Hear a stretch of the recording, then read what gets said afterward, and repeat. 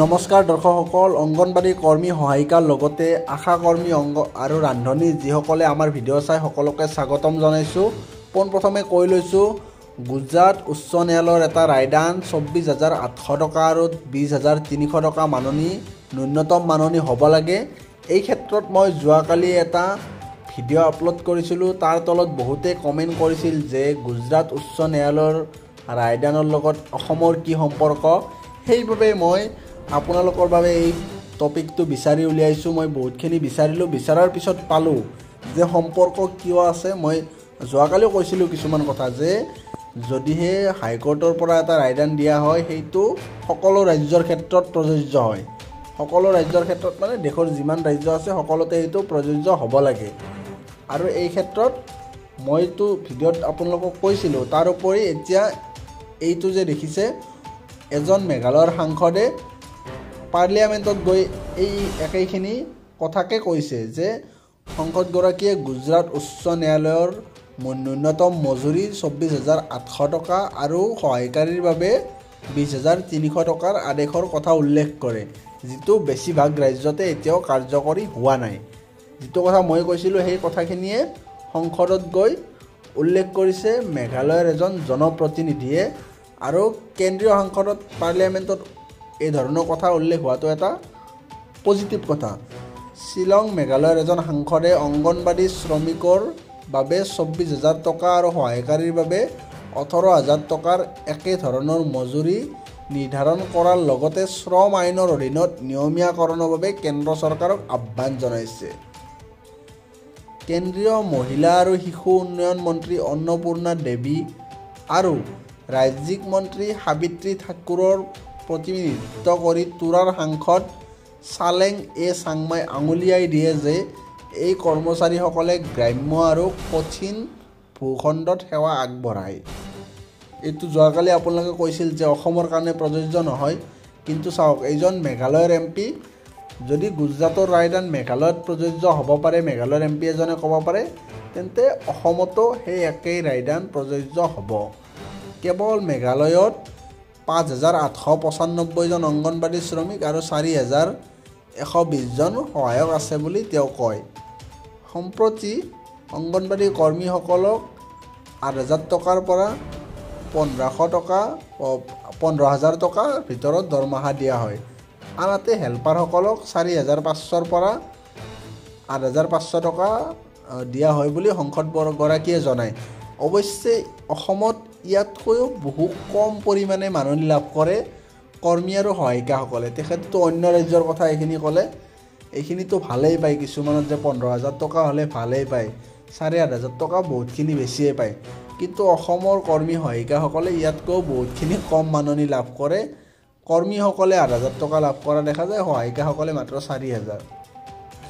মেঘালয়ত ফিক্স অনৰেৰিয়াম 11,500 টকা আৰু ৰাজ্যিক টপ আপ 1,500 টকা বুলি সাংসদগৰাকীয়ে জনায়। চাওক, মেঘালয়ত প্ৰায় 11,500 আৰু 1,500 টকা মিলি প্ৰায় 13,000 টকা তেওঁলোকে লাভ কৰে। তাৰপিছতো তেওঁ কয় যে কম হয় এইখিনি টকা। অসমততো তাত কৰি বহুত কম লাভ কৰি আছে। তেওঁ মজুৰি সময়মতে ডিজিটেল বিতৰণ আৰু এই স্বাস্থ্যকৰ্মীসকলৰ বাবে প্ৰশিক্ষণ আৰু তত্ত্বাৱধায়কৰ ভূমিকা সুযোগৰ সৈতে স্পষ্ট কেৰিয়াৰ পথৰ আহ্বান জনায়। সাংসদগৰাকীয়ে গুজৰাট উচ্চ ন্যায়ালয়ৰ ন্যূনতম মজুৰি 24,800 টকা আৰু সহায়কাৰীসকলৰ বাবে 20,300 টকাৰ আদেশো উল্লেখ কৰে, যিটো বেছিভাগ ৰাজ্যত এতিয়াও কাৰ্যকৰী হোৱা নাই। চাওক, মেঘালয়ত ইমানখিনি দৰমহা লাভ কৰাৰ পিছতো তেওঁলোকে আকৌ বৃদ্ধিৰ বাবে দাবী জনাই আছে। অথচ অসমৰ কিমানজন সাংসদ আছে?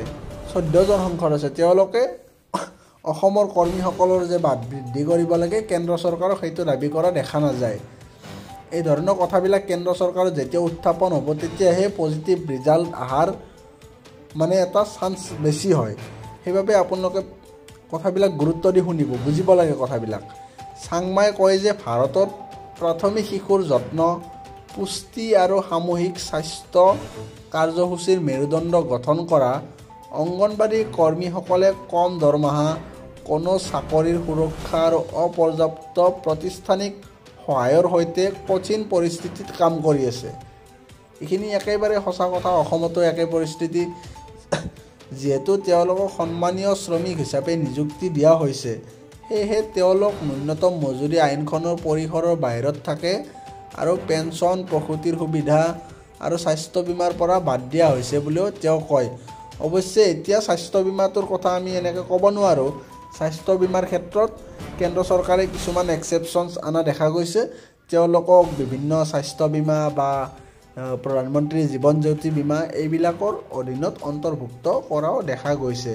কেন্দ্ৰ চৰকাৰৰ পৰা এইখিনি কথা স্পষ্টীকৰণো কৰি দিছে, তেওঁলোকক এইখিনি সুবিধা প্ৰদান কৰা হৈছে, সকলোৱে জানে আপোনালোকে। আৰু পেঞ্চনৰ কথাটো যদি আহে, পেঞ্চনৰ কথাটোলৈ আহিলে এতিয়াও তেওঁলোকক পোনপটীয়াভাৱে পেঞ্চনৰ ব্যৱস্থা কৰা নাই। NPS হয়তো বহুতে আপোনালোকে কৰিছে। NPS খুলিলে কি আপোনালোকৰ পৰা পইচা কাটা যায় বা আপোনালোকে জমা থ'ব লাগে আৰু 60 বছৰৰ পিছত 2000, 1000 যোনে যি হিচাপত জমা থ'ব সেনেকুৱা হিচাপতে পইচা লাভ কৰিব। আৰু প্ৰতিনিধিত্বই সন্মানীয় ধন পৰিশোধ কৰাত পলম হোৱা, ভ্ৰমণ আৰু যোগাযোগৰ ক্ষেত্ৰত পকেটৰ বাহিৰত খৰচ বৃদ্ধি পোৱা, পাহাৰীয়া অঞ্চলত বায়'মেট্ৰিক উপস্থিতিৰ দৰে অবাস্তৱিক ডিজিটেল আদেশৰ কথাও চিহ্নিত কৰিছে। তেখেত যিহেতু মেঘালয়ৰ সাংসদ, এইখিনি কথা উল্লেখ কৰিছে। যিহেতু তেওঁ পাহাৰীয়া এটা ঠাইৰ সাংসদ হয়, সেইবাবে তেওঁলোকৰ এইখিনি সমস্যাৰ কথা উল্লেখ কৰিছে। কিন্তু তাৰ লগতে দেশৰ বেলেগ ৰাজ্যৰ অংগনবাড়ী কৰ্মী সহায়িকাৰ অন্যান্য বিভিন্ন সমস্যা আছে। এই যে বায়'মেট্ৰিকৰ কথাটোত ইয়াতেও বহুতো নেটৱৰ্কৰ প্ৰব্লেম, বিভিন্ন সমস্যাৰ সন্মুখীন হয়, এইখিনি নুই কৰিব নোৱাৰি। লগতে শেহতীয়াভাৱে অসমত হোৱা প্ৰতিবাদক শ্ৰমিকৰ মাজত ব্যাপক অসন্তুষ্টিৰ প্ৰমাণ বুলি উল্লেখ কৰে। চাওক, তেখেতে অসমত যে কিছুদিন পূৰ্বে প্ৰতিবাদ হৈছিল, সেই প্ৰতিবাদৰ কথাও উল্লেখ কৰে, তেখেতে সংসদত উল্লেখ কৰিছে। কিন্তু অসমৰ সাংসদবিলাকে কিন্তু MP বিলাকে এই ধৰণৰ কথা উল্লেখ কৰা দেখা নাযায়। কিন্তু তেখেত মেঘালয়ৰ সাংসদ হৈও এই ধৰণৰ কথাবিলাক, তেওঁলোকৰ যি অংগনবাড়ী কৰ্মী সহায়িকাৰ সমস্যা, এই সমস্যাবিলাক পাৰ্লিয়ামেণ্টত গৈ উত্থাপন কৰিছে।